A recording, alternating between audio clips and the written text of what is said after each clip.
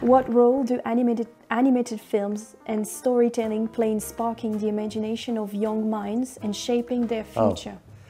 Well, it's interesting. You know, I think animated films have always tended to speak to children in certain ways. I mean, I believe animation is a production medium, right? So it is not a genre, but we certainly know, I think traditionally in the US and Europe in particular, that we've made a lot of content for children in animation, and I think it's accessible and kind of simplified in many ways that makes the ideas and the comedy and so forth very basic and straightforward, that's gettable.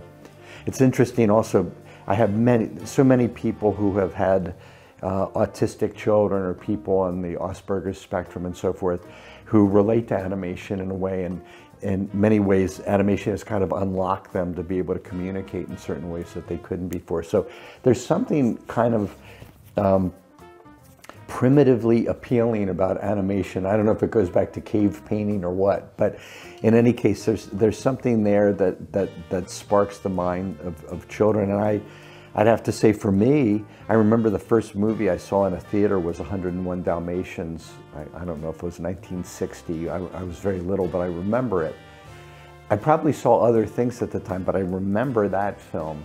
And there's something about that that's telling. And as a child, I used to watch the Bugs Bunny cartoons and so forth, that I still love to this day, by the way.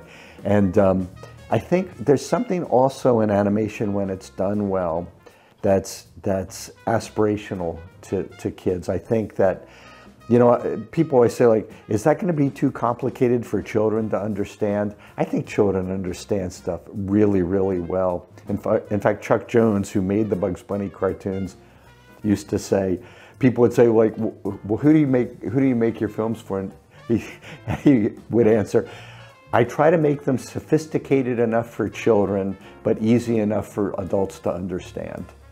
And I always like that idea that, you know, he knew that children kind of get it and they aspire to understand stuff and they learn stuff from animation that kind of shapes them and shapes the way they look at films, and then eventually probably shapes the way they lead into seeing live action films and you know, dramatic films made with humans.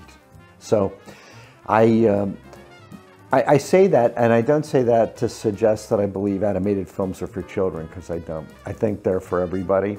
So we make some that are just for children, of course, not at Pixar, but many people do, and there's things like that.